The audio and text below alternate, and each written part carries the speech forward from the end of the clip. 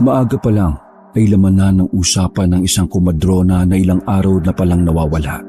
Pinuno ang baryo ng usapan na yon, lalo pat walang makapagsabi kung nasaan na ang kumadrona.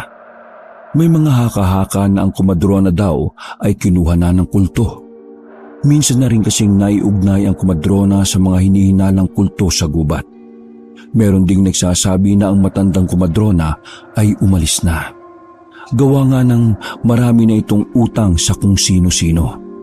Nako, paano na yung asawa ko? Manganganak pa naman ang asawa ko sa susunod na 3 buwan. Paano na yung misis ko? Sa susunod na buwan na nga manganganak. Sino magpapaanak? Wala naman si Aling Maring. Saan ba nagpunta yung isang yun? Kasi naman kayo bakit kayo nag-anak ng nag-anak? Ayan tuloy, problema nyo kung paano ilalabas sa mga bata. Ilan lamang yan sa naririnig ni Eman mula sa mga lalaki na dinaig pa ang mga babae sa kakadaldal. Pa, saan nga ba nagpunta si Aling Maring? Tanong ni Eman sa kanyang ama habang sila ay nagkakape sa kanilang bakuran. Umiling ang kanyang ama, sabay higop din ng kape. Abay, hindi ko alam. Parang noong nakaraan lang nakikita ko pa sa simbahan yun Baka naman dahil nga sa utang. Sagot naman ni Mang Elmo. Dahil sa utang? Balita ko, hindi naman siya minamadali ng mga pinagkautangan niya Bakit ba kasi nakikialam ka pa sa issue na yon? Apektado ka. Buntis ka ba? Pabirong tanong ni Mang Elmo, sabay siko sa anak. Ito naman si Papa parang timang. Di ba buntis si Ate Ellen? Sino ang papaanak nun ngayon? Ikaw? Sarkastikong sagot ni Eman. Tila nasampal ng katotohanan ng matanda at muling napailing.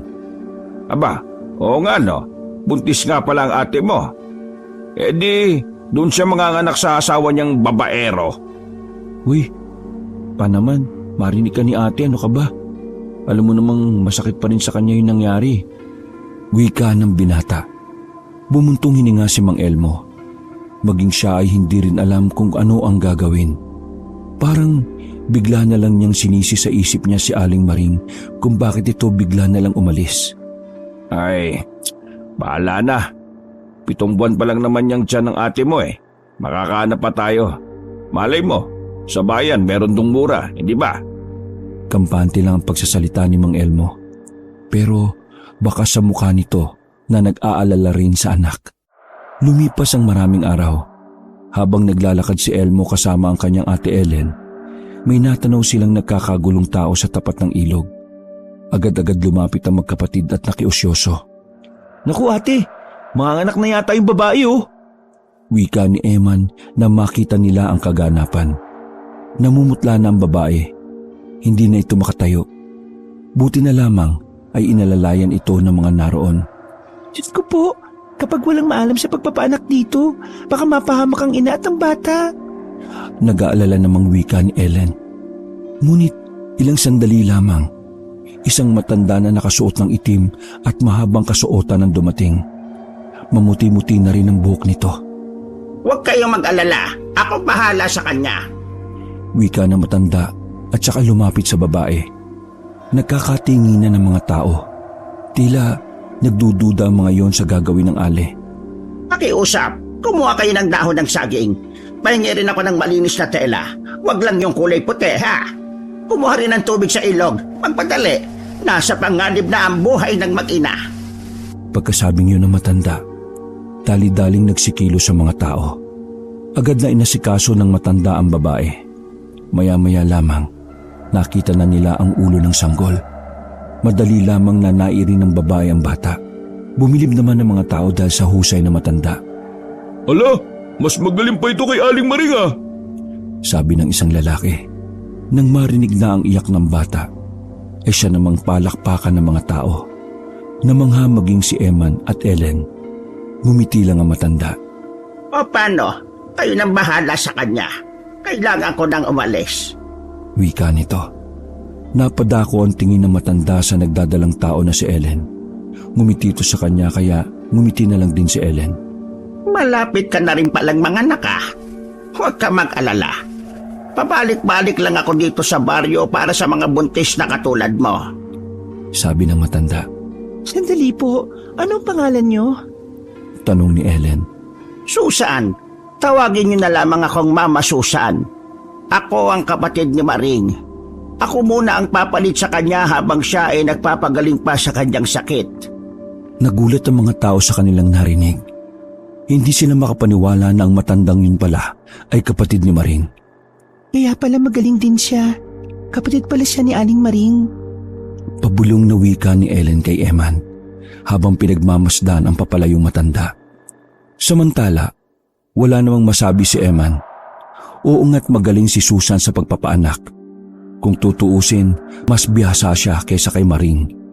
Ngunit hindi maintindihan ni Eman ang kanyang nararamdaman. Parang may nararamdaman siyang weirdo.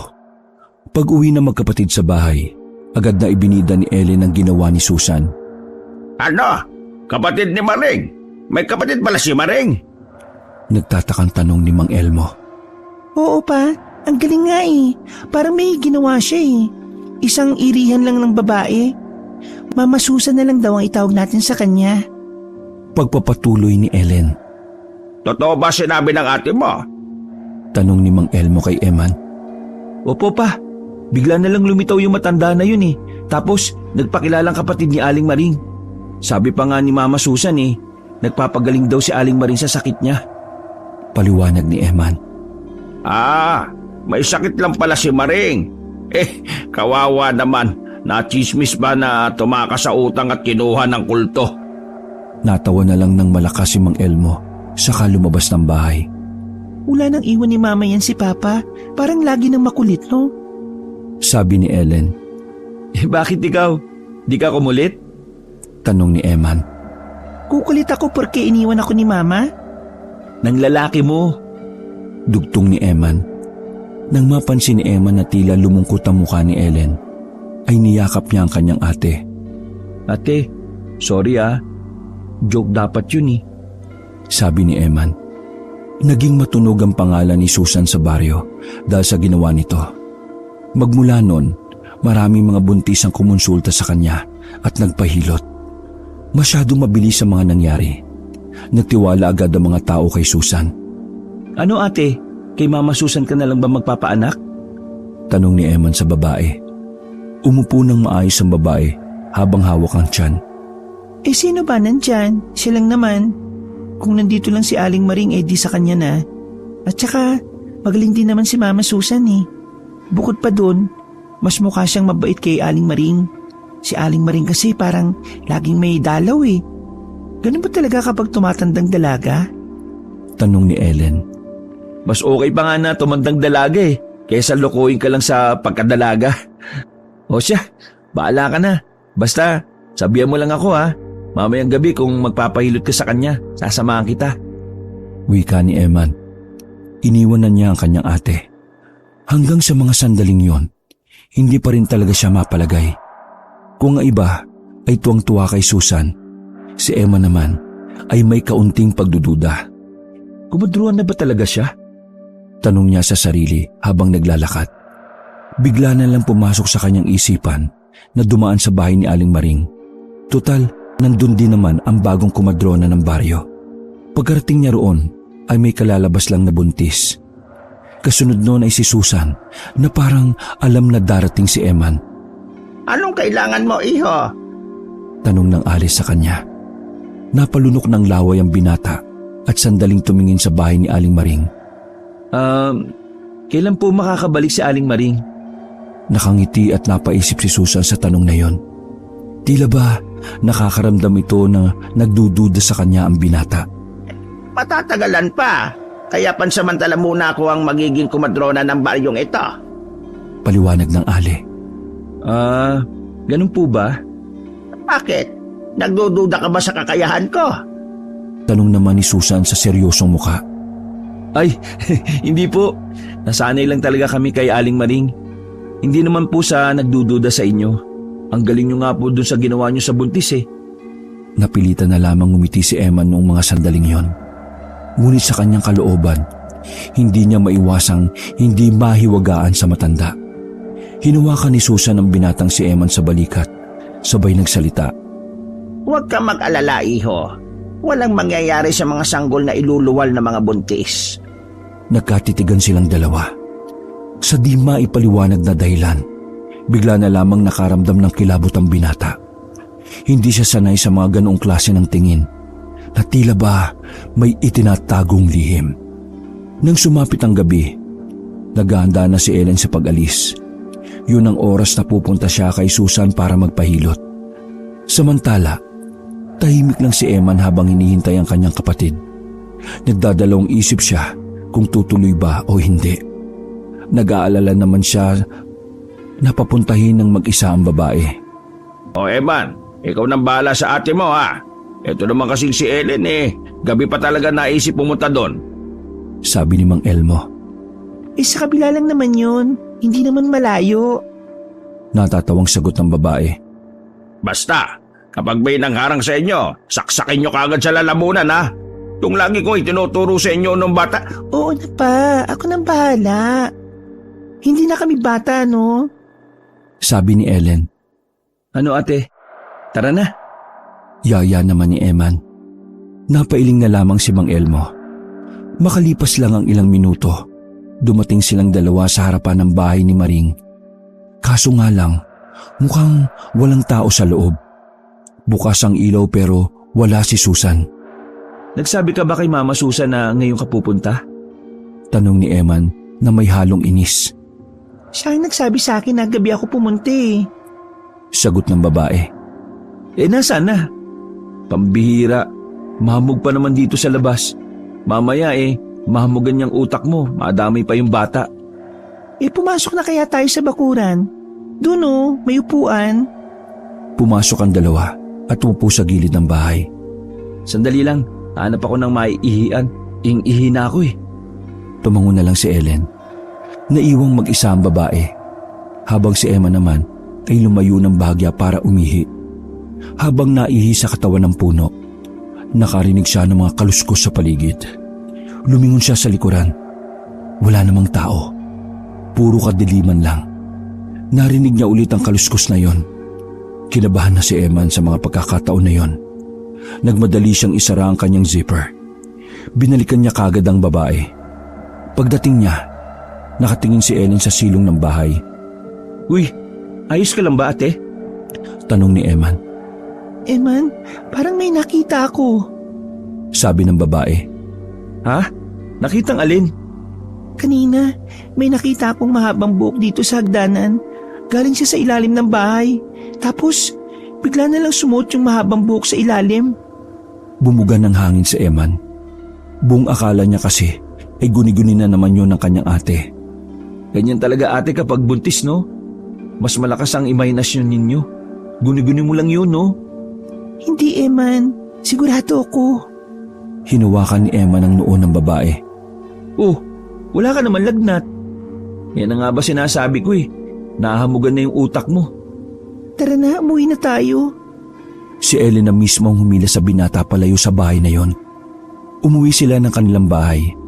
Kapansin-pansin naman ang pagiging balisa ni Ellen. Bagyang namumutla ang babae.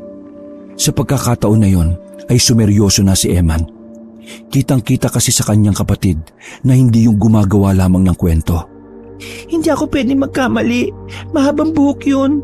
Pero ang iniisip ko, ano ba talaga yung nakita ko? Wika ni Ellen. Bumuntong hininga na lamang si Eman. Pero ang totoo, nababahala at kinakabahan na rin siya.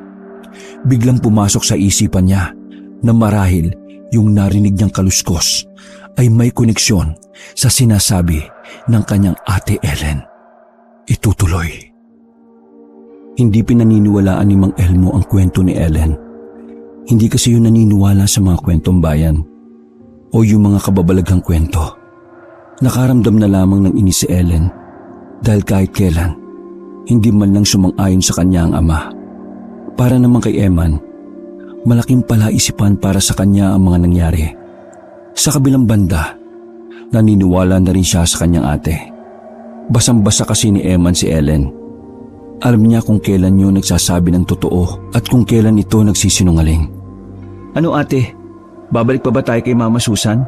Matapos nung nangyari kagabi? Tanong ni Eman. habang siya ay nagkakape sa kanilang hagdanan. Hininto ni Ellen ang pananahi at tinigil rin ang sinasakyan niyang duyan sa kanilang bakuran. Mamayang tanghali na lang siguro tayo magpunta. Ayaw ka ng gabi? Sagot ng babae. Mas mabuti pa nga. Sagot naman ng binata. Eman, naniniwala ka ba sa kubot? Muling tanong ng babae na seryosong-seryoso ang muka. Ha? Lubot? Kubot, hindi lubot. K-U-B-O-T, kubot. Pag-uulit ng babae na may halo ng inis. Oh, anong meron sa kubot? Tugon ni Eman. Bumuntong hininga muna si Ellen. Lumingon siya sa paligid kung may makakarinig. Yung kubot ay isang uri ng aswang. Karaniwang matatanda sila. Tapos, gumagamit sila ng buhok para mambiktima. Paliwanag ni Ellen. Umayos ng upo si Eman at tila ba nagdududa na naman sa kanyang maririnig. Totoo yan? May ganyan talagang aswang? Oo nga. Nabasa ko ang tungkol dyan nung nandun pa ako sa bahay ng jowa ko. Kubot ang tawag sa kanila. Dagdag pa ng babae. Kubot? Sinasabi mo bang ganyan yung nakita mo sa silong nila Aling Maring at Mama Susan? Sandaling humigop ng kape ang binata. Ewan ko, pero pakiramdam ko, oo. Nakaramdam ng kaba ang binata. Bagamat hindi pa niya napapatunayan na kubot nga iyon. Tila ba may kung anong bagay ang kumukumbinsi sa kanya. Ay nako ate, huwag ka na nga muna mag-isip ng ganyan. Baka mamaya kakakubot mo ng kakakubot. Magmukhang lubot yung anak mo. Kumain ka na doon. Kanina ka ba dyan sa duyan para kang karapatang buntis? Tumayo na lamang si Eman. Bigla siyang nawalan ng gana ng pakinggan ng mga ganong kwento ng ate niya. Pero alam niya rin sa sarili na medyo natatakot din siya.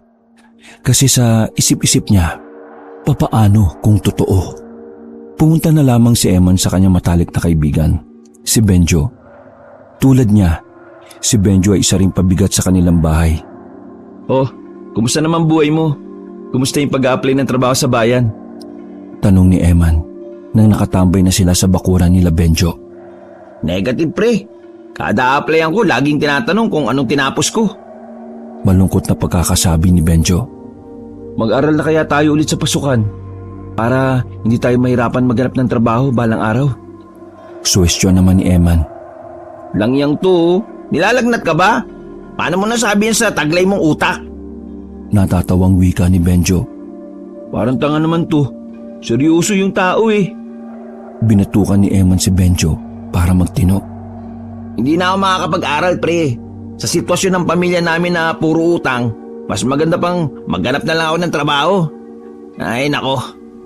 Wala kang mahanap Patawa ka naman Sabi naman ni Eman. Tumayo si Benjo sa harapan ni Eman. Humawak ito sa kanyang baba at tila may iniisip. Pre, pamilyar ka ba dun sa dating nakatira dito sa atin na mayamang Chinese? Tanong ni Benjo. Alin? Yung mahilig sa mga delikadong hayop gaya ng ahas? Ani Eman. Oo! Oh, anong meron dun? Eman, nasa bayan na yun. Napadaan ako kahapon sa tindahan niya ng mga hayop. May nakapaskil sa labas. Dugtong pa ni Benjo. Oh, ano nakapaskil? Ba naman to? Putol-putol magkwento Putulin ko yung ulo mo Kasi, bumibili siya ng aswang. Kahit anong uri, bibili niya ng kalahating milyon. Napatayo na rin si Eman dahil sa sinabi ni Benjo. Uy, siraulo ko ba Benjo? Nagpapaniwala ka dun?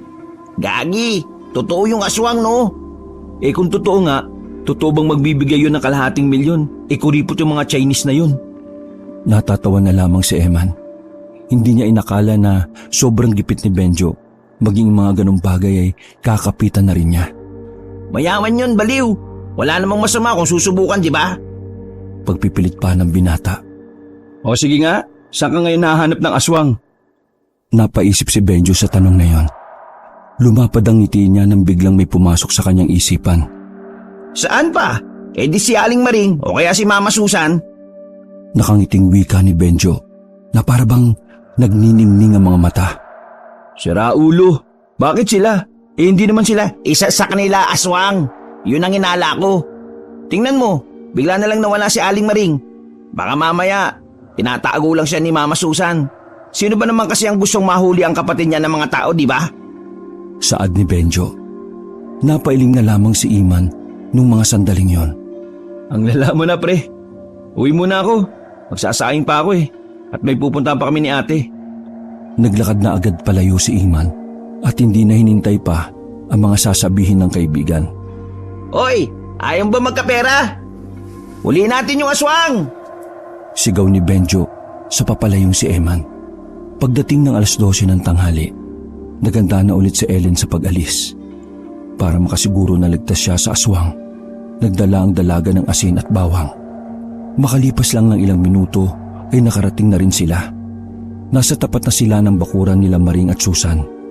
Naabutan nila si Susan na nagsasampay sa labas. Lalapit sana ang matanda ngunit bigla na lang itong napahinto. Namutla at parang may takot sa mukha niya. Nagtataka si Eman kung bakit biglang nagbago ang reaksyon ng mukha ng matanda. Samantalang nakangiti naman ito nung una silang makita. Ayos lang po ba kayo? Tanong ni Eman. Hindi makalapit si Susan sa dalawa na nasa labas ng bakuran. Tila ba may pumipigil sa matanda na kung anong bagay. Ayos lang ako.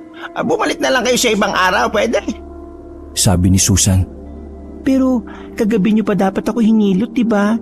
Pero kayo po yung wala Kailan po ba talaga? Para di naman kami pabalik-balik. Tanong ni Ellen nang medyo naiinis na. Wala ako sa wisyo. Masama ang pakiramdam ko. Nakikita niyo naman siguro sa mukha ko, hindi ba? Sagot ng matanda. Napansin na lang ni Emma na nanginginig ang kamay ni Susan. Pero kakaiba naman ang nababasa niya sa mga mata ng matanda. Tila may namumuong galit doon. Sige po, babalik na lang kami. O kaya sana kayo na lang po pumunta sa bahay. Nakakapagod po kasi kakalabas ng kakalabas Sabi naman ni Ellen at nauna nang maglakad. Bago umalis, nakipagtitigan pa si Eman kay Susan. Mabigat ang pakiramdam ni Eman sa matandang yon. Habang tumatagal, mas lalo siyang napapaisip kung ano ba talaga ang nililihim nito.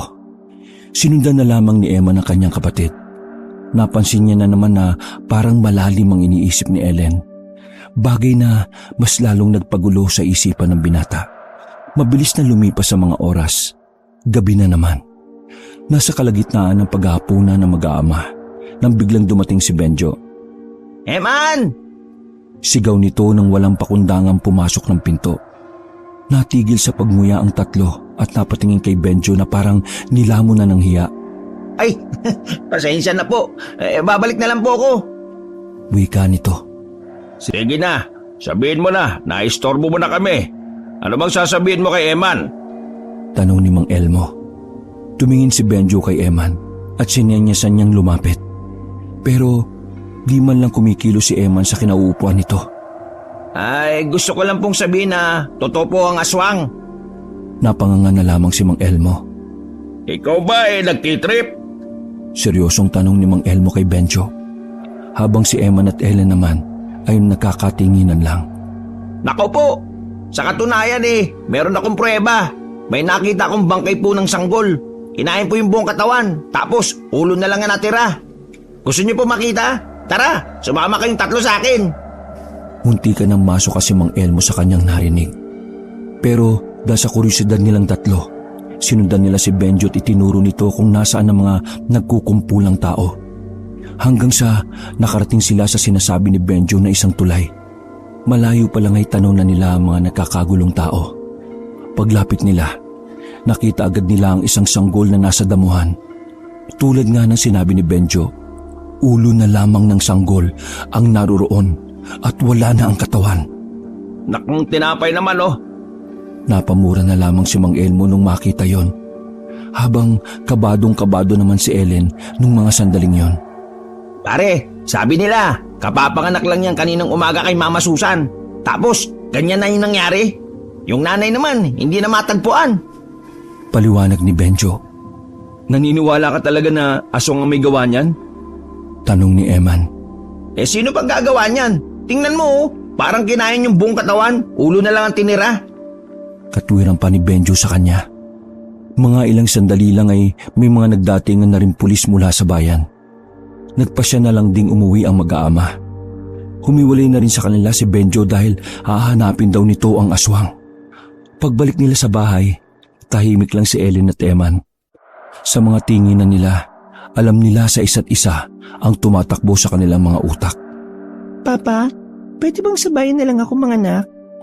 Tanong ni Ellen sa kanyang ama. Huminto si Mang Elmo sa pagbabasa ng dyaryo. Akala ko ba, kay Susan ka na mga anak? Ano naman ang nagpabago dyan sa isip mo, ha? Basta, ayaw ko na rito mga anak.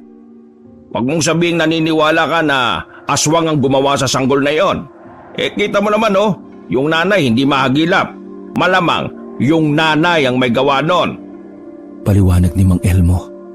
Porque nawawala yung nanay, siya na yung pumatay? Di ba pwedeng baka pati siya biktima? Sumabat naman si Eman. Ano naman ang alam mo sa nangyari? Nandun ka ba? Pamimiloso po ni Mang Elmo sa anak. Basta pa, gusto ko na sabayan mga anak. Hindi na ako komportable rito. Sabi pa ni Ellen. Pagbigyan mo na pa. May naipon naman na tayo, di ba? Sabi ni Eman. Kung makapagsalita to, akala mo, dalawa kaming nag-ipon eh. Sige na, sige na. Sabayan ka na mag-anganak. Napapailing na lamang na wika ng kanilang ama. Kinabukasan, mabilis na kumalat ang kwento tungkol sa pagpatay sa sanggol. Karamihan sa mga tao ay naniniwala na isang aswang ang may kagagawa nito. Dahil sa kaganapan, may mga buntis na ang nababahala. Oh, saan ka pupunta? Tanong ni Ellen kay Eman nang makita itong palabas sa bahay noong tanghali. Pupuntahan ko si Benjo. Mamanman na namin si Mama Susan. Sabi ni Eman. Lumapit ang babae sa kanya.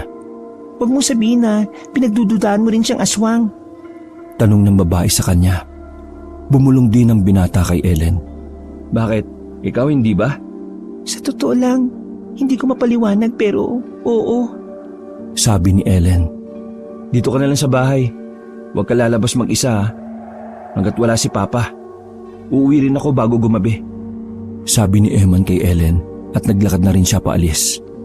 Habang tinatahak ang daan patungo kina Benjo, nakasalubong niya ang matandang si Susan. Napadako ang tingin sa kanya ni Susan. Nakipagtinginan din siya ng oras na yon. Ngunit sa di malamang dahilan, bigla na lang nagtayuan ang mga balahibo ni Eman. Iho, kumusta ang tiyan ng ate mo? Nakangiting tanong ni Susan. Nasa maayos naman pong kalagayan. Kaswal na sagot ni Eman. Mabuti naman kung ganon. Pakisabi sa kanya ha, tutulungan ko siyang manganak para ligtas ang bata. Hindi na nakapagsalita si Eman. Tumango na lamang siya at pilit ng ngiti ang pinakita. Pero sa kanyang kaloob-looban, nagsisimula ng dumaloy ang kilabot sa kanyang sistema. Hindi pa nakakalayo si Eman nang lingunin niya ulit si Susan. Nagtaka siya dahil bigla na lang nawala ang matandang kumadrona. O di ba? Sabi ko naman sa iyo aswang yan sila Aling Maring at Mama Susan eh. Ayaw mo kasing maniwala sa akin. Sabi ni Benjo nang pag-usapan nila ang dalawang matanda. Hindi pa ako naniniwala sa iyo, no?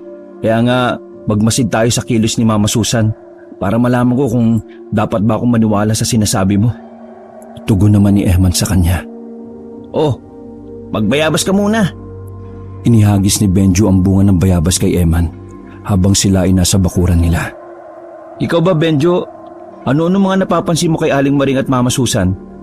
Napatahimik sandali ang lalaki. Nag-isip ng maigi bago siya sumagot. Naalala ko kasi nung bago mawala si Aling Maring, lagi ko siyang nakikita na nagmamadali.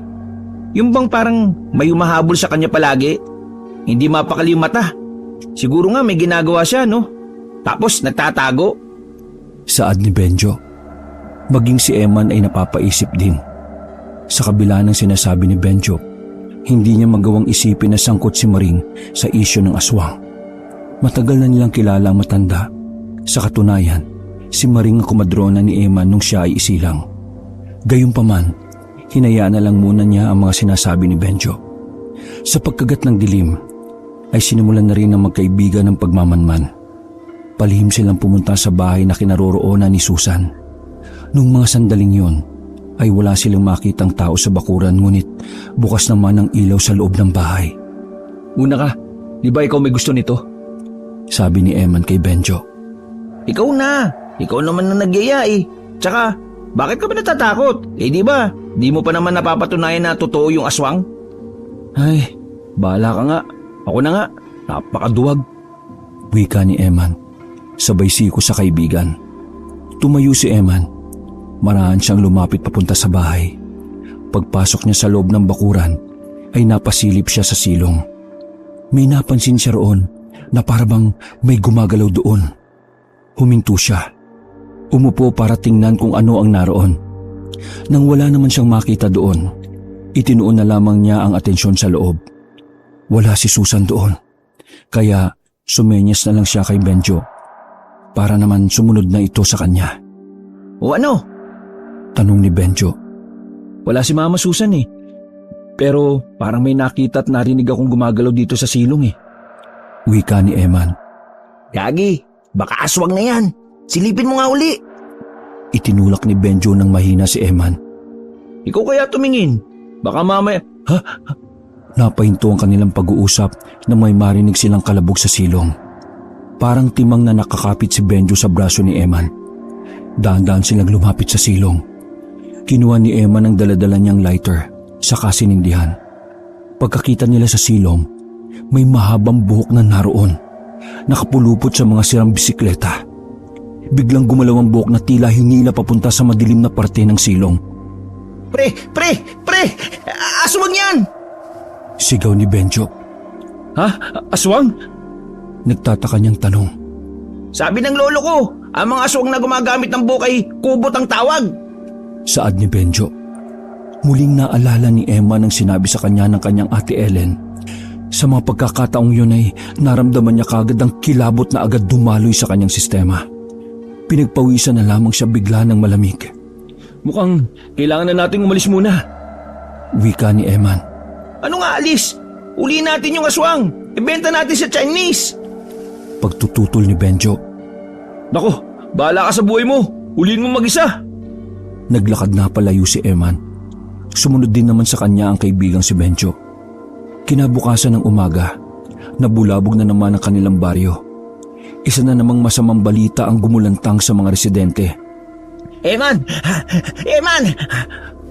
Humahangos si Benjo na pinuntahan ng kaibigan na pumasok sa bakuran nila Eman. Ano ba yun? Aaga-aga. Marinig ka ni Papa dyan oh.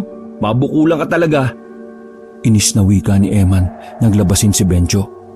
Gagi, may nakita na naman bangkay sa may gilid ng tulay. Isang buntis, patay, wakwak ang tiyan. Tapos naiwan sa gilid yung ulo na naman ng sanggol. Pagkasabing yun ni Benjo, ay agad na hinila ni Eman ang kaibigan palabas ng bakuran. Aswang na naman ba yung may gawa niyan? Tanong ni Eman. Ano pa ba? Tara na kasi, sumama ka na sa akin. Wala nang nagawa si Eman nang hilahin na siya ni Benjo. Pagpunta nila doon ay kaawa-awa at karumal-dumal na eksena ang kanilang naabutan. Pambihira. Wika ni Eman. Nagkalat sa semento ang mga dugo at ilang tira-tirang bituka ng buntis. Habang ang ulo naman ng sanggol ay 1 metro ang layo mula roon. Walang duda, aswang ang may gawa nito. Mga kasama, may aswang sa baryo natin. Kailangan natin malaman kung sino ang aswang para matigil na mga pagpatay na ganito. Sigaw ng isang lalaki at sumang-ayon naman sa kanya ang mga tao. Pre, dapat na ba nating sabihin kung sino talaga yung aswang? Pabulong na tanong ni Benjo. Sira ulo ka ba? Wala pa nga tayong ebidensya na hawak no? Paano kung nagkamali tayo ng hinala? Tayo naman sino ba ang kahinahinala sa baryo na ito? Di ba, silang dalawa lang? Lalo na yan si Mama Susan. Bigla na lang dumating. Tapos, 2 buntis na ang biktima. Yung 2 biktima na yon, parehong kumonsulta sa kanya. Sino kaya sa tingin mo? Sandali namang napaisip si Eman sa sinabing yun ni Benjo. Batid niya sa kanyang sarili na may punto naman talaga ang kaibigan. Ngunit hindi sila maaaring magpadalos-dalos, lalo pat magaling di umano ang pagpapanggap ng mga aswang. Nang dahil sa lumalalang sitwasyon, mas lalong naging mainit ang tingin ng magkaibigan kay Susan. Dinoble nila ang pagmamanman sa matanda. Dumating sa punto na nagtatanghalian na sila habang nakabantay sa tapat ng bahay si Susan. Sa paglipas ng mga araw, naging mahigpit ang pamunuan ng kanilang baryo. May mga gumagala ng tanod sa gabi. Pansin din ni Eman at Benjo na mula noon, hindi na gaanong lumalabas ng bahay si Susan. Lumalabas lang ito tuwing umaga para mamili. Binabantayan lang ng binabantayan ng dalawa ang matanda. Hanggang sa di na nila namamalayan na 2 buwan na pala ang nakakalipas. Eman! Sigaw ni Ellen mula sa loob ng bahay. Napabango naman si Eman mula sa duyan. Oh, mga anak na yata yung ate mo oh. Natatarantang wika ni Benjo. Dali-daling pumasok ng bahay ang binata. Inabutan niya ang babae na namimilipit sa sakit ng tiyan. Agad naman nilang inalalayan si Ellen. Eman, hindi na yata ako abot sa bayan. Manganganak na ako. Pasigaw na sabi ng babae na labis namang ikinataranta ng binata. Anong gagawin natin? Sinong magpapanak sa'yo? Tanong naman ni Eman. Hindi ko alam. Napaupo na ang babae sa sahig. Maya-maya lang ay may pumasok sa pintuan. Nanlaki ang mata ni Eman nang makita ang matandang si Susan. Nagkatinginan silang dalawa ni Benjo. Hindi malaman ni Eman kung anong sasabihin sa taong pinaghihinalaan nilang aswang. Mga iho, ipaubayan niyo sa akin yan. Ako na ang bahala magpaanak sa kanya. Sabi ni Susan. Maging ang babaeng si Ellen ay nabigla rin. Ngunit dahil wala na rin naman siyang magagawa, hinayaan na lamang niya ang ale. Kahit labag sa kalooban ni Eman ay sinunod niya ang mga inutos ni Susan. Kumuha siya ng banig at iba pang kailangan. Habang si Benjo naman ay hindi inaalis ang tingin sa matanda. Nang magsimula ng paanakin si Ellen, hindi maiwasan ng dalawa sa gilid na kabahan. Sa katunayan, pasimpleng kumuha ng kutsilyo si Eman. Sige iha, iiri mo pa. Nakalabas na ang ulo ng bata. Sabi ni Susan. Sa pag-iri ni Ellen ng malakas, tuluyan ang nasilayan ng isang sanggol na babae. Kinargayo ni Susan. Gustong agawin ni Emma ng sanggol sa matanda dahil wala siyang tiwala. Kaso nga lang, hindi rin naman siya marunong humawak ng bata. Pwede ho bang ibigay niyo kaagad ang sanggol sa ate ko? Pakiusap ni Eman. Tumingin sa kanya si Susan. Nangingilabot si Eman at Benjo noong mga sandaling yon. Dahil yung tingin ni Susan ay nanlilisik. Tila ba ayaw nitong bitiwan ng sanggol. Parang gusto nitong sakmalin ng bagong silang na bata. Inulit ni Eman ang kanyang sinabi. Saka lamang natauhan ng matanda at inabot ang bata kay Ellen. Ayos ka lang ba ate? Tanong ni Eman sa kapatid na hinangina. Pagtingin nila ulit sa matanda, hindi pa rin nawawala ang tingin noon sa sanggol. Dadalaw-dalawin ko ang sanggol sa mga susunod na araw para malaman ko kung malusog ba siya o hindi. Sabi ni Susan sa kanila. May ngiti sa kanyang mukha ngunit iba ang dating noon para kay Eman. Lumabas na ng pinto ang matanda ni hindi man lang nagsabi kung ano ang mga dapat pang gawin. Sundan mo. Pabulong utos ni Eman kay Benjo. Lumabas ng bahay si Benjo. Ngunit nagtaka siya nang bigla na lang nawala ang ale. Dumating ang ama ni Ellen at Eman. Nagulat ito nang datnan na may nakalagay ng sanggol sa dibdib ng babae. Diyos ko, nanganak ka na pala. Ay, pasensya ka na't nasa trabaho pa ako kanina. Sinong nagpaanak sa'yo? Tanong ni Mang Elmo. Si Mama Susan. Tanging sagot ni Ellen. Wala na kami nagawa pa eh. Hindi na kaya ni ate na bumiyahe papuntang bayan. Ang pinagtataka ko lang, sakto ang dating ni Mama Susan. Parang alam na alam niyang manganganak na si ate. Paliwanag ni Eman. Bakit? Iniisip niyo ba na aswang si Susan?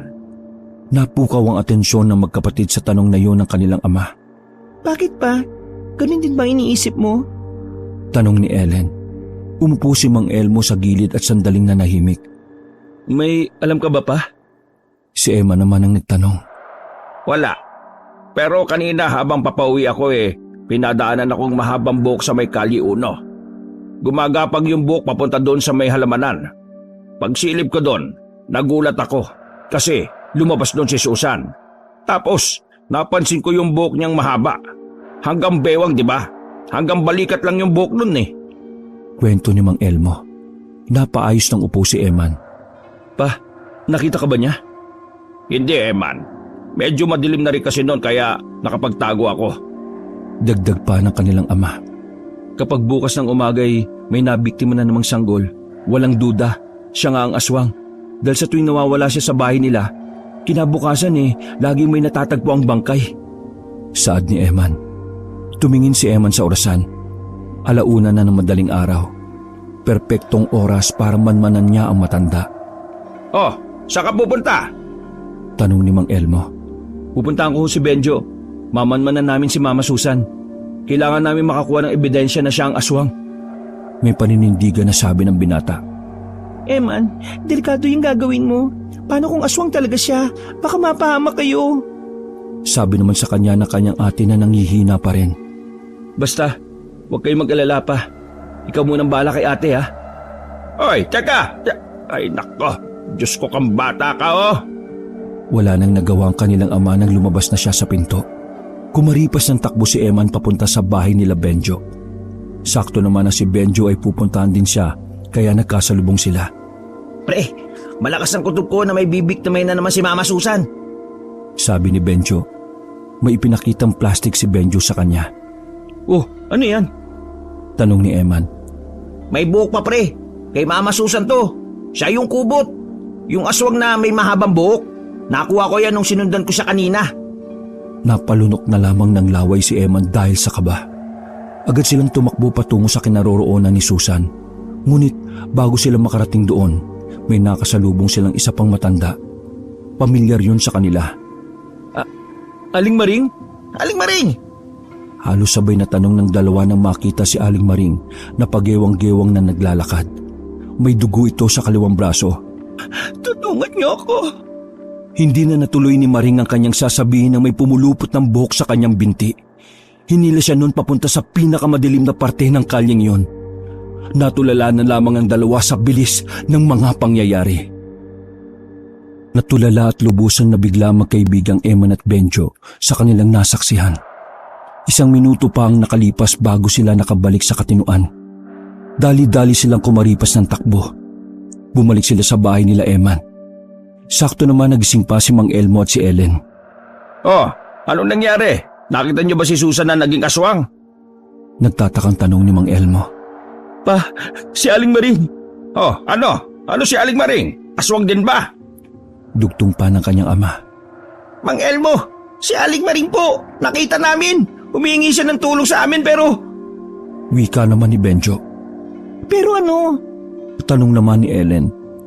Bigla na lang may humila sa binti niya na isang buhok. Dinala siya sa madilim. Kinilabutan si Ellen sa sinabi ni Eman. Agad niyang naisip ang kaligtasan ng kanyang bagong silang na anak. Totoo ba yung sinasabi niyo ha? Kapag... Totoo pa. Gagawa ba kami ng kwento tapos mamumutla kami sa takot? Tama po si Eman, Mang Elmo. Totoo po lahat. Ang iniisip ko po ngayon, anong gagawin natin? Sabi ni Benjo naman. Si Benjo naman ang nagsalita. Aba, gisingan ng mga kapitbahay. Puntahan na ang bahay ni Susan. Huli ng salot na yon. Sabi ni Mang Elmo. Eman, sa tingin ko, tama ang tatay mo. Dapat malaman na to ng buong baryo. Wika ni Benjo. Tumungo lang sa kanya si Eman. Sa kalagitnaan ng gabi ay muling lumabas ang magkaibigan. Una nilang pinuntahan ang bahay ng kanilang kapitan. Agad nilang isinumbong ang nangyari. Walang ano-ano'y hindi nagdalawang isip ang kapitan na pumunta sa barangay kahit gabing-gabi na. Pagdating nila doon, ginising niya ang mga natutulog na tanod. Tinipon niya ang mga yon. Naganda sila ng malaking lambat na gagamitin panghuli sa aswang. Nang maihanda na ang mga gamit, ay isa-isa nilang kinalampag ang mga bahay. Lahat ay ginising para masaksihan ang paghuli sa aswang o ang idiniklara nilang aswang na si Susan. Sigurado kami na si Mama Susan ang aswang, Kapitan. Wika ni Emma nang tanungin siya ulit. Mabilis silang nakarating sa bakuran ni Susan. Kaso sa halip na mahuli nila yun sa akto, iba ang eksenang kanilang dinatnan. Hawak-hawak ni Susan si Aling Maring sa kanyang mga bisig. Duguan si Aling Maring. Butas ang tiyan at wala na ang laman loob. Iyak ng iyak si Susan. Bagay na nakapagpalito ng utak nilang lahat. Eman, akala ko ba si Susan ang aswang? Ano yan? Tanong ng kapitan sa kanya. Kap, sigurado kami. Siya talaga yung aswang. Siya yung kumuha kay Aling Maring. Umaarte lang yan. Kunwari... Kapitan, inatake ng aswang ang kapatid ko. Tulungan niyo ako. Nasa paligid lang ang aswang. Pakiusap, hulihin niyo siya. Sigaw ng matandang si Susan. Pambira, paano nangyari yan? Pabulong naman na wika ni Benjo. Natamimi na lamang ang magkaibigan ng mga sandaling yon. Napahiya sila sa mga tao. Sila patuloy ang nagmukhang siraulo at wala sa ayos. Inasikaso ng mga tanod ang matanda. Pinakalma ng mga tanod si Susan habang tinakpan na lamang ng tela ang bangkay ni Maring. Bagsak ang balikat nang umalis sila roon. Pre, tama naman tayo, di ba? Si Mama Susan ng aswang. Walang duda dun. Wika ni Eman habang naglalakad na sila pa uwi. Baka alam ni Mama Susan na magsusumbong tayo, kaya pinalabas niya na iba ang aswang. Pinatay niya si Aling Maring tapos kinuha na rin niya yung bangkay at tumarte na umiiyak. Ito naman sila kapitan, ang bilis maniwala. Mga tanga rin eh. Saad naman ni Benjo. Walang paglagyan ng galit nilang dalawa. Pakiramdam nila ay pinagmukha silang tanga ni Susan. Dahil sa nangyaring yon, mas lalong nagkaroon ng dahilan ng dalawa para humanap pa ng ebidensya. Alas 7 ng umaga, ikinabiglaan ni Emma ng pagpunta ni Susan sa kanilang bahay. Nakangiti pa ito nang buksan ni Emma ng pintuan. Ano hong kailangan nyo? Utal na tanong ni Eman. Nung mga sandaling yon ay kagigising pa lang ng binata. Pero agad na nawala ang antok niya dahil sa presensya ng matanda. Nandito ako para suriin kung nasa maayos mang kalagayan ng sanggol. Wika ni Susan at sumilip pa sa loob. Ngunit hinarang yun ni Eman. Hindi na po kailangan suriin. Kaya na po namin. Isa pa, di po ba dapat masinuunan nyo si Aling Maring na pinatay ng aswang kagabi? Kasi nga po, di ba, kapatid nyo yon? At masakit para sa inyong nangyari sa kanya kasi umiiyak pa kayo kagabi. Sa mga sinabing yun ni Eman ay nagbago ang reaksyon ng mukha ni Susan. Kita ng binata ang namumuong inis. Ay, sigurado tama ka nga. Kailangan ko munang ipagpaliban ito. Sabi ni Susan. Hindi po ba sa ipagpaliban? Itigil nyo na po ang pagpunta rito. Nakangiting wika ni Eman ngunit ramdam sa boses nito ang paghahamon sa matanda. Iho, kung ako sa iyo ilayo mo ang sarili mo sa kapahamakan.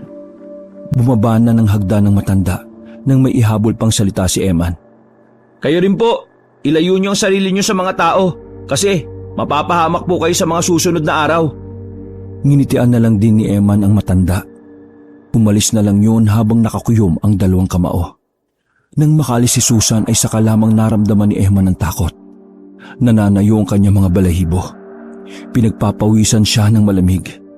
Alis na ba? Tanong ni Ellie na kalalabas lang ng kwarto. Tumango na lamang si Eman. Nung araw na yon ay maraming nagluksa sa pagkawala ni Maring. Dahil ayon na ni Susan na patagalin ng libing, kinahaponan na inilibing kagad ang labi ni Maring sa malapit na sementeryo. Habang binabalot ng lungkot ang buong baryo sa pagkawala ng matanda. Hindi naman mapakali ang magkaibigan. Hindi sila titigil hanggat hindi nila nahuhuli sa akto si Susan. Siya nga pala pre, sinong kasama ng ate mo sa bahay? Tanong ni Benjo habang naglalakad pa uwi. Katatapos lang nilang makipaglibing. Si Papa, silang dalawa lang sa bahay. Sabi ni Eman. Papa mo? Kanina bago tayo magkita nakita ko yung papa mo nakabihis. Sumakay sa terminal. Nanlaki ang mata ni Eman sa kanyang narinig. Nag-alala siya para sa kanyang kapatid at sa pamangkin na sanggol.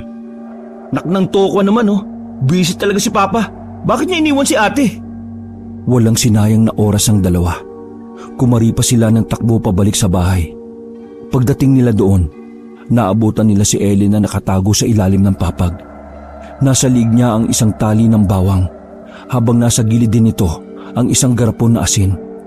Yakap din nito ang sanggol na hindi niya binibitiwan kahit na anong mangyari. Ate, anong nangyayari? Tinulungan agad ng dalawa ang babae na makalabas sa ilalim ng papag. Eman, nandito kanina si Mama Susan. Pinipilit niyang lumapit dahil susuriin niya raw ang anak ko. Pero buti na lang iniwanan ako ni Papa ng bawang. Paliwanag ni Ellen. Pambihira, nasa ba kasi pumunta si Papa? Inis na tanong ni Eman. Pumili siya ng mga gamit ni Baby. Tsaka ako rin naman ang may gusto nun Kaya huwag ka na magalit sa kanya. Ang dapat nating isipin ngayon, nagawa na ni Mama Susan ng paraan para ako na at ang baby ko ang susunod na biktima. Baka sa mukha ng magkaibigan ang takot na agad na dumaloy sa kanilang sistema. Batid ni Emma na paraan din yun ni Susan para gantihan sila sa kanilang ginawa kontra sa aswang. Pre, mukhang hindi naligtas dito ang ate mo. Pwede natin siyang dalhin muna sa amin bago dumilim. Marami kami sa bahay doon. Ligtas siya. Sabi ni Benjo at napatango na lamang si Eman. Hindi ba nakakaya sa pamilya mo? Tanong ni Ellen kay Benjo. Basta ate, kapalan nyo na lang po yung mukha nyo. Sagot naman ni Benjo kay Ellen. Hinintay muna nilang makabalik si Mang Elmo. Ayos lang din naman kay Mang Elmo ang suwestyon ni Benjo. Alas 5 ng hapon, nag-impake na rin si Ellen. Nag-arikla na lang sila ng padyak dahil hindi pa pwedeng maglakad-lakad si Ellen. Gawa nga ng kapapanganak pa lang nito. Pagdating nila roon, ay sinalubong sila ng mga magulang ni Benjo. Masaya silang sinalubong nito. Pasensya na po kayo Nasa panganib po kasi ang buhay naming mag-ina. Paliwanag ni Ellen sa mag-asawa. Huwag kayo mag-alala ate. Bago pa ako magsabi sa inyo, nakapagsabi na ako sa mga magulang ko. Wika naman ni Benjo. Sumapit ang alas 9 ng gabi. Hindi pa rin mapakali si Ellen kahit na nasa ibang bahay na sila. Marami silang nasa bahay na yon, pero hindi niya maiwasang mag-alala. Lalo pat batid nilang lahat na malaya pa rin nakakagala ang aswang sa kanilang baryo. Samantala, nasa bakuran naman si Eman at Benjo. Nagkakape at nagmumuni-muni. Sigurado ka ba na ayos lang ang tatay mo sa inyo? Mag-isa lang siya dun.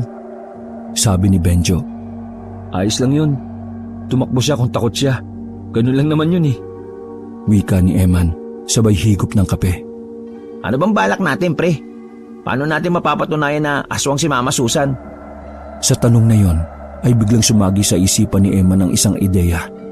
Kailangan natin pumunta sa bahay ni Aling Maring. Sigurado kong marami tayong malalaman doon. Sabi ni Eman. Gagi, paano natin gagawin yun? Baka mapahamak tayo. Alam mo naman na alam na ni Mama Susan na may alam tayo. Nababahalang wika ni Benjo. Ngumisi si Eman. Siyempre, hihintayin natin siyang umalis ng bahay. Tapos, saka tayo papasok sa loob. Ha? Ngayon na? Gusto mo ba ngayon na? Kasi sigurado nga alis yun ng bahay. Ngayon kasi hahanapin nun si ate. Tumayo si Benjo. Pwede tara na. Marami naman tayong babaunin na bawang eh. Marami dyan sa bahay. Natawa na lamang si Eman. Pero ang totoo, kinakabahan siya sa naisip niyang ideya. Inisip na lang din niya na para yon sa kaligtasan ng kanyang ate at pamangkin. Para na rin sa mga nabiktima at maaari pang mabiktima. Matapang na umalis ng bahay ang dalawa. Kahit alam nilang mainit na sila sa mata ni Susan, ay hindi nila yun inintindi. Dala-dala ang isang supot ng bawang ay tinungo nila ang bahay ni Susan. Pagdating nila doon, nakapatay ang ilaw sa loob ng bahay. Nakiramdam muna sila. Makalipas ang ilang minuto ay saka lamang sila lumapit. Nang masiguro nilang wala si Susan, marahan nilang binuksan ang pinto. Akin ang lighter, pre. Wika ni Eman kay Benjo. Pagkakuha ng lighter ay sinindahan niya agad ang gasera na nakita nila sa lamesa. Sa unang tingin, mukhang wala namang kakaiba sa bahay na yon. Pangkaraniwang gamit lamang ang naroroon. Pre, mukhang wala tayong mapapala dito. Baka mapahamak lang tayo eh. Alis na tayo. Sabi ni Benjo. Sang-ayon naman si Eman sa kanya. Aalis na sana sila ngunit meron silang napansin na nakaipit na papel sa siwang ng kawayan ng dingding. Sa siwang ng kawayan na dingding. Kinuha yun ni Eman at binuklat. May bahid pa ng kaunting dugo ang papel. Agad na binasa ni Eman ang nakasulat. Nanlalaki ang kanyang mga mata nang malaman ang nakalagay doon. Base sa sinulat, ay ipinagtapat ni Maring na dinukot siya ni Susan at dinala sa isang kuweba. Itinago siya doon para palabasin na siya ay may sakit, para mapalitan siya sa pagiging kumadrona. Itong ebidensya na hinahanap natin. Kailangan natin tumapakita kay Kapitan. Nasasabik ngunit may halong kaba na wika ni Eman. Di umalis na. Ha? Naudlot ang sasabihin ni Benjo nang biglang humangin ng malakas at namatay ang apoy sa gasera. Nagkataon pa na nalaglag ang lighter ng dukutin ni Eman yun sa bulsa. Mga ilang sandali lang, may narinig na silang tunog ng isang tila mabangis na hayop. Nang sumilip sila sa labas, nakita nila ang isang matanda na mahaba ang buhok. Gumagapang ang buhok nito sa lupa. Agad na dumaloy ang takot sa sistema ng dalawa. Napako sila sa kanilang kinatatayuan. Hindi sila makapagsalita dahil sa sobrang takot at kaba. Nako, patay na. Patay na talaga. Bago pa tuluyang may mangyaring masama sa kanila, ay agad na rin silang pumilos. Tumalon sila sa bintana kahit na may mga nakatambak na kung ano-ano doon. Pagtingin nila sa bakuran ay naroon pa rin si Susan. Galit na nakatingin sa kanila. Sabi na nga ba aswang yung si Mama Susan eh. Madiin na sabi ni Eman. Tulungan mo akong huliin siya. Mataas ang bintahan niyan sa... Bobo, mapapahamak pa tayo sa gagawin mo eh. Binatukan ni Eman si Benjo ng mga sandaling yon. Pagtayo nila ay napalingon sa kinaroroonan nila si Susan. Walang ano-ano ay agad na gumapang ang matanda palapit sa kanila. Palabas na sila ng bakuran nang pumulupot ang buhok ni Susan sa kanang binti ni Benjo. Ha? Pre! Yung binti ko! Natatarantang sigaw ng lalaki. Agad na dinukot ni Emma ng kutsilyo sa kanyang tagiliran. Mabilis niyang pinutol ang buhok na yon. Walang ano-ano ay tila naglupasay si Susan sa ginawa niyang yon. Tama, ayaw ng mga kubot na pinuputol ang buhok nila. Wika ni Eman. Muling tumingin sa kanila ang matanda. Nandilisik ang mga mata nito. Tumakbo na sila palabas ng bakuran. Para silang mauubusan ng lupa sa bilis ng kanilang takbo. Dumiretso sila sa barangay. Nagkataon naman na naroon ang lahat ng tanod at maging ang kapitan. Kapitan! Alam na namin kung sino ang aswang! Pasigaw na bungad ni Benjo na makapasok sila sa barangay. Nagkatinginan ng mga tanod at napailing na lamang. Yan na naman kayong dalawa. Noong nakaraan, napahiya kami dahil sa inyo. Pinagbintangan niyo pa yung matandang si Susan. Kawawa naman. Alam niyo ba na pwede kayong maireklamo sa ginagawa niyo? May halong inis na wika ni kapitan. Maniwala ka sa amin, Kapitan. Sa katunayan, meron na kaming preba na si Mama Susan ang aswang ng baryo na ito. Ito oh. Basahin mo ito, Kapitan. Sulat yan ni Aling Maring bago siya mapatay. Agad na iniabot ni Emma ng papel. Sandaling binasa yon ng kapitan. Sabay tingin ng seryoso kay Emma at Benjo. Totoo ba ito? Totoo yan, Kapitan. Sa katunayan, nakita mismo ng dalawa naming mga mata kung paano naging aswang na kubot si Mama Susan. Nandun siya sa bahay nila. Puntaan na natin bago siya makatakas. Wika ni Eman. Lumingon ng kapitan at sumenya sa mga bataan niya. Kayong dalawa, kapag ito palpak na naman, palalayasin ko kayo sa baryong ito. Maliwanag? Tumango na lang ang magkaibigan. Dali-daling naganda ang mga tanot. Kabado ang magkaibigang Eman at Benjo. Pero noong mga sandaling yon, buo na ang kalooban nila na puksain ang salot ng kanilang baryo. Pagdating nila sa bahay ni Susan, ay napansin nilang may tao sa loob. Agad na sinigawan ng kapitan ng matanda. Sumilip yun sa bintana. Gulat na gulat ang muka. Baka sa reaksyon nito ang pagkabigla. Mama Susan, bistado na namin ang madilim mong sikreto. Sigaw ni Eman. At mabebenta na rin kita sa Chinese! Dugtong naman ni Benjo. Nataranta ang matanda at agad na nagsarado ng mga bintana. Dakpin ang matandang yan! Dakpin ang salot! Sigaw ng kapitan. Mabilis na umakyat ng bakod ng mga tanod. Pilit nilang binuksan ang bahay. Ngunit dumaan na si Susan sa likod ng bahay. Tumakbo! Hinabol nila ang matanda sa kagubatan. Madilim at masukal na doon. Ngunit wala silang pakialam. Mas malalakas ang loob nila dahil marami sila. Pagdating sa kalagitnaan ng gubat ay napahinto silang lahat. May natapakan sila ng mga buhok. Mga ilang sandali lang, bigla na lang silang hinila pataas ng mga buhok na yon. Mabuti na lamang ay may mga dala silang itak para putulin yon. Kapitan, ang aswang na kubot gumagamit ng mahahabang buhok bilang panlaban niya. Kailangan natin mag-ingat. Sabi ni Eman. Nang suyurin nila ulit ang kagubatan, ay wala na matanda. Napasipan na lang si kapitan sa katawan ng puno dahil sa sobrang panghihinayang. Kinaumagahan, pinakalat agad ng barangay ang pagkakakilanlan ni Susan. Lahat ng residente ay nagulat. Lalo na ang mga buntis na nakapila sanang bibiktimahin ng matanda. Napuno ng tsismisan at kwentuhan ng buong baryo. Lahat ay nababahala na baka sila na ang susunod na mabibiktima. Bago kumagat ang gabi, ay pinayuhan ng lahat na magsabit ng bawang sa mga bahay. Malakas kasi ang hinala nilang lahat na babalik si Susan para magigante. At para na rin ituloy ang mga naudlot niyang plano. Kaya ikaw ate, wag na wag kang aalis dito sa bahay nila Benjo ah. Kasama mo naman dito si Papa eh. Kung may kailangan ka, ipautos mo na lang sa iba. Kakapanganak mo lang. Isa ka sa target ni Mama Susan. Lalo pat alam namin na galit na rin siya sa amin ni Benjo. Wika ni Eman sa kanyang ate. nung umagang nakatambay sila sa bakuran. Ate Ellen, kung sakaling may pumulupot na buhok sa'yo, putulin mo lang ng kutsilyo o kaya naman guntingin mo na lang. Effective yun, di ba pre? Sabi ni Benjo sa babae. Pero kayong dalawa, mag-iingat kayo. Hindi biro ang pinasok ninyo. Sabi naman ni Ellen. Huwag kang mag-alala sa amin. Kasama namin sila, Kapitan. Kampanting sabi ni Eman. Makalipas ang ilang sandali, tattad na rin ng bawang ang bahay nila Benjo. 1 oras na lang din noon ay kakagat na ang dilim. Kaya naman pumunta na agad si Benjo at Eman sa barangay. Sakto naman na pagdating nila, nakahanda na ang lahat. Sumama na rin ang ibang kalalakihan sa kanilang lugar. Makinig kayo! Kailangan nating mahuli si Susan dahil nanganganib ang mga buntis sa baryong ito. Ipapakalat ko kayo sa bawat sulok ng baryo. Sa oras na mamataan nyo si Susan, gamitin nyo ang pito na ibinigay ko sa bawat leader ng grupo ninyo. Nang sa ganon, mas madali kaming makakaresponde at sabay-sabay nating huhuliin ang aswang na yan. Maliwanag ba? Sabay-sabay na nagsigawan ng mga tao sa barangay sa sinabing yon ng kapitan. Samantala, hanggang sa mga puntong yon ay di pa rin mawala sa isipan ni Eman na aabot sila sa ganon. Hindi niya lubos maisip na dahil sa kanila, sisikla ng ganong kaguluhan ng kanilang baryo. Handa ka na ba pre? Siniko ni Benjo si Eman nang mapansing nakatulala ito. Oo, handa na ako. Ikaw, handa ka na ba? Baka mamaya, mauna ka pang tumakbo ha?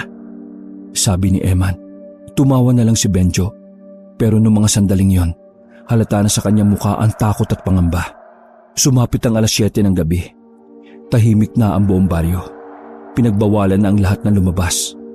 Bawat kanto ng kali ay may mga nakabantay, nagmamasid at nagmamanman.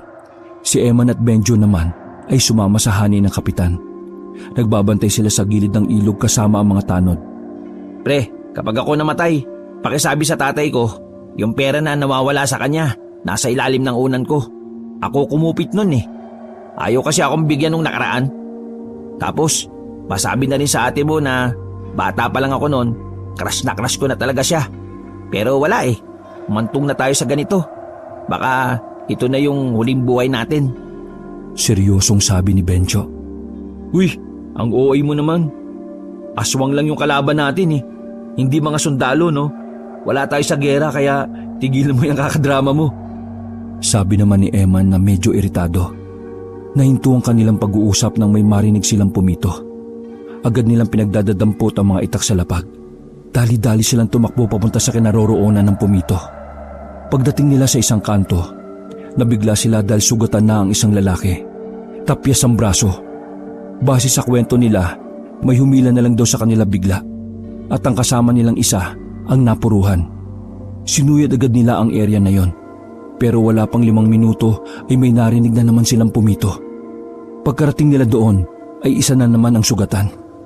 Kapitan, iisa-isahin niya lahat ng bantay kung saan wala tayo. Mas maganda sana na wag na nating hintayin ang mga signal nila. Puntahan kagad natin. Suwestyon naman ni Eman na agad din naman pinakinggan ng kapitan. Umakbo sila sa pinakamalapit pang kanto. Pagkarating nila doon, naaktuhan nilang pinaghihila ang mga kasama nila papunta sa dilim. Nakakapit ang mga yon sa mga bakod. Putulin niyo mga buhok! Sigaw ni Eman. Lumapit sila doon at mabilis na pinagpuputol ang mga buhok. Takot na takot ang mga lalaki na nagsitago sa likuran nila. Abay mga duwag naman pala eh. Natatawang wika ng kapitan. Magsasalita pa sana ang kapitan nang biglang may pumulupot na buhok sa leeg nito. Hinila siya ng kubot papunta sa halamanan. Nahawakan naman nila Eman ang paa ng kapitan. Pagtingala nila sa puno, nakita nila roon si Susan. Nakakatakot na ang mukha ng matanda. Ngunit hindi nagpatinag ang mga tanod. Bumunot sila ng kanilang mga pana. Pinagtititiran nila ng palaso ang aswang. Nang tamaan yun, ay nabitiwan na rin niya ang kapitan. Nakita nila na tila nasaktan si Susan dahil sa mga sinalo nitong palaso. Umalis yun sa puno at bumagsak. Pinuntahan nila ang binagsakan ng aswang, pero wala na yun doon. Tanging bakas na lang ng dugo ang nakita nila sa lapag. Sinuyod nila ang paligid. Pagtingin nila sa gilid, naroon ang aswang. Hawak-hawak ang parte ng katawan na may nakabaon na palaso. Akala nila ay nangihina na ang aswang. Lalapitan na sana nila, Kaso nagulat sila nang biglang kumalat ang buhok ng matanda. Lahat sila ay napuluputan sa paa, kamay at liig. Pero hindi nagpatinag si Eman. Dinukot niya ang kanyang malaking kutsilyo at nang ilapit siya ni Susan, walang pag-aalinlangan niyang ibinaon ng kutsilyo sa liig ng aswang. Nabitiwan silang lahat dahil doon. Hindi na nagsayang ng oras ang magkaibigan. Benjo, yung gaas! Ibuhos mo na! Binuhos ni Benjo ang gaas kay Susan. Pagkatapos, agad din nilang sinindihan yon. Napaupo na lamang sila sa lapag nang magliyab na ang aswang. Mangisay-ngisay ang matanda at kalaunan ay bumagsak na rin sa lupa.